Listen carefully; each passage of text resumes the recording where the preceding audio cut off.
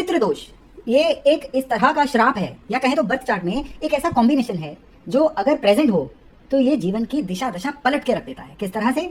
पितृदोष जब कुंडली में एक्टिवेट होता है, पितृदोष जब अपनी प्रबलता पे होता है, कहा जाता है कि 5 सिम्टम होते हैं। इन 5 में से कोई 1 या 2 सिम्टम इंसान को अपनी जिंदगी में आते ही आते हैं। इनमें जो सबसे पहला सिम्टम होता है कि या तो कोई परमानेंट सोर्स ऑफ इनकम नहीं बन पाता है, या फिर होता है कि उस इंसान का इनकम तो होती है लेकिन उसका सोर्स धीरे धीरे कम होता चला जाता है, इनकम सूखती चली जाती है, इंसान पैसे के काफी ज्यादा लेन देन में फंस जाता है, यानी उसका गुजारा होना जो है ना वो मुश्किल हो जाता है और उसकी वजह से समाज में उसकी प्रतिष्ठा, उसका नाम जो है वो खराब होना शुरू हो जाता है।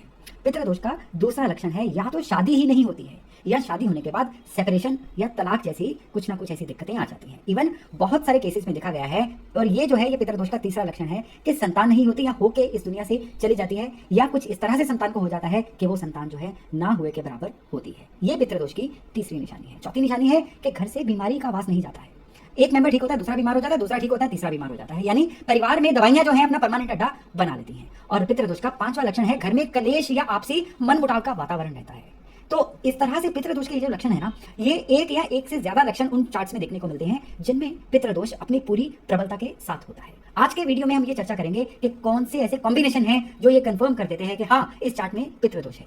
इसके अलावा हम ये भी जानेंगे कि इस पितृदोष को किन उपायों से खत्म किया जा सकता है, और सबसे इंपॉर्टेंट जो इस वीडियो के अंत में मैं बताऊंगा कि इस पितृदोष के कारण और निवारण को जानने के बाद हम अपने रूटीन में क्या सुधार करें, क्योंकि ये महा उपाय होने वाला है कि हम अपने जीवन में बदलाव किस तरह से लाए ताकि कर्मों की इस गति को हम बैलेंस करें।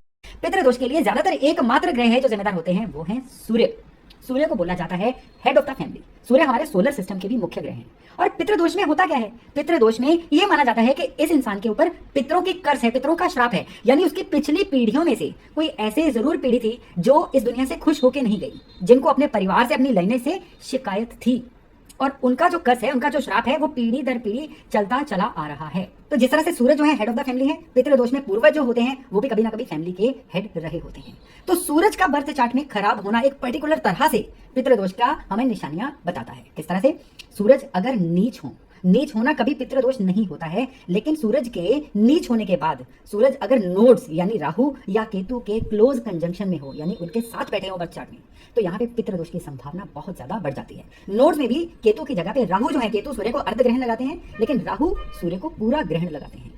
तो अगर बर्थ चार्ट में सूर्य नीच भी हो और सूर्य के साथ राहु भी बैठे हों, फिर तो आप कंफर्म कह दीजिए कि इस चार्ट में पितृदोष है। और जो मैंने इस वीडियो के शुरू में आपको निशानियां बताई हैं, उनमें से कोई 1 या 2 निशानियां, कई बार इससे भी ज्यादा, उनको फील हो रही होती हैं। बर्थ चार्ट में सूर्य को अगर राहु की दृष्टि मिल रही हो, और उस केस में अगर सूर्य राहु की डिग्रीज भी बराबर हो, फिर तो यह पितृदोष जो है बहुत ही जहरीला, बहुत ही घातक पितृदोष बन जाता है। कई मायनों में देखा गया है कि सूरज का शनि के साथ होना भी पितृदोष का निर्माण करता है। यानी बर्थ चार्ट में अगर सूरज शनि एक साथ हो तो भी इंसान को इस तरह की दिक्कतों का सामना करना पड़ता है। खाली यही कॉम्बिनेशन नहीं, सूर्य जब राहु या शनि के नक्षत्रों में भी हो, राहु के नक्षत्र हैं आद्रा, स्वाति और शतभिषा, और शनि के नक्षत्र हैं पुष्य, अनुराधा और उत्तरभाद्र। इन नक्षत्रों में सूर्य जब भी होंगे बर्थ चार्ट में, और स्पेशली सूर्य जब शाम के समय वाले सूर्य होंगे, यानी 7वें घर में, 6ठे घर में, 4थे घर में, 3रे घर में, इस तरह के घरों में और इन नक्षत्रों में होंगे, तो जो ये पितृदोष है उसके एक्टिवेट होने के, उसके प्रबल होने के आसार जो हैं बहुत ज्यादा बढ़ जाते हैं। अब ये तो था कि पितृदोष के कॉम्बिनेशन कौन से हैं, लेकिन एक सवाल दिमाग में आता है कि ये कॉम्बिनेशन आखिर हमारे चार्ट में आते ही क्यों हैं? ये आते हैं पिछले जन्मों के संचित कर्मों की वजह से। कोई इंसान जब अपने जाने अनजाने में कुछ उससे इस तरह के कर्म हो जाते हैं जिससे वो अपने एल्डर्स का निरादर करता है, अपनी लाइनेज का, अपनी फैमिली के रिचुअल्स को नहीं मानता है, उनसे हटके चलता है, या उसकी वजह से पूरे परिवार को काफी ट्रबल्स होती है, नीचा दिखना पड़ता है, तो अगले जन्म में कहा जाता है कि इस पितृदोष का निर्माण होता है। अब इसको सोल्यूशन देने के 2 ही तरीके हैं।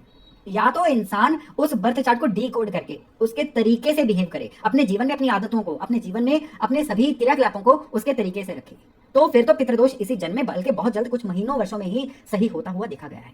लेकिन अगर इंसान इन चीजों को भूल के जो कर रहा है उसी को करता रहेगा, तो फिर ये पितृदोष जो है उसको वो डाइल्यूट हो सकता है, उसका प्रभाव थोड़ा उपायों से कम हो सकता है, लेकिन पितृदोष खत्म नहीं होगा, ये फिर अगले जन्म तक भी साथ में चलता है। तो मैं अभी आपको पहले तो बताऊंगा कि पितृदोष अगर हो, ये ट्रबल्स हो, तो उसके उपाय क्या करने चाहिए, और फिर मैं बताऊंगा कि जीवन में सुधार किस तरह से लाने चाहिए ताकि ये पितृदोष जो है ये जल्दी से जल्दी खत्म हो और हम तरक्की के रास्ते पर चलें, हम अपने जीवन में पूरे खुशहाली के रास्ते पर चलें।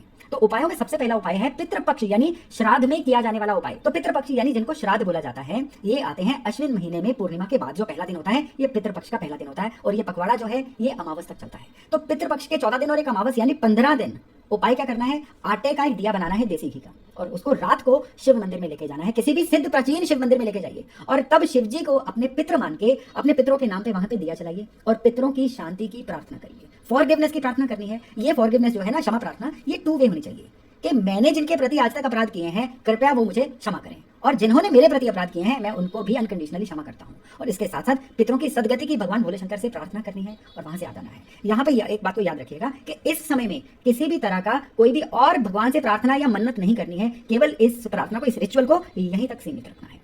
तो ये है पितृदोष को शांत करने का सबसे पहला उपाय। और दूसरा उपाय है हर अमावस पे किया जाने वाला उपाय। अमावस का जो दिन होता है ना, ये माना जाता है कि जिस दिन चंद्रमा नहीं होते हैं और सूर्यास्त के बाद जब सूर्य भी नहीं होते हैं, यानी when there is no sun no moon, उस समय पर पितरों को याद करने का, उनकी शांति की प्रार्थना करने का सबसे बढ़िया दिन होता है। तो क्या किया जाना चाहिए, अमावस वाले दिन शाम को, जो मैंने अभी पूरे पितृ पक्ष में करने वाला रिचुअल बताया था, शिव मंदिर में दिया जलाने वाला, इसको आगे हर अमावस पे कंटिन्यू करिए। यानी पूरी श्रद्धा से हर अमावस को शिव मंदिर में एक दिया जला के आइए देसी घी का, और पितरों की शांति की प्रार्थना करिए। इसके अलावा एक और खास बात करनी है उस दिन, और ये जो खास बात है, ये लाल किताब का उपाय है। इससे पिछले मैंने पूरे वैदिक एस्ट्रोलॉजी के उपाय आपको बताए थे, अब वाला जो उपाय है ये लाल किताब का उपाय है कि परिवार के सभी मेंबरों से आप बराबर मात्रा में पैसे लीजिए। अगर सभी अर्निंग नहीं है तो कोई बात नहीं है, कोई एक करेंसी नोट 100 रुपए, 500 रुपए, 2000 रुपए, कोई एक करेंसी नोट को सभी मेंबर्स के हाथ लगवा के, क्योंकि मेन बात होती है अपनी इंटेंशन उस नोट को देने की, तो सभी के हाथ लगवा के उसको किसी या तो जरूरतमंद को दे दीजिए, किसी की दवा का अरेंजमेंट कर दीजिए, किसी जरूरतमंद के घर में राशन भिजवा दीजिए उस पैसे से, यानी किसी का पितरों के नाम पे भला कर दीजिए अमावस वाले दिन।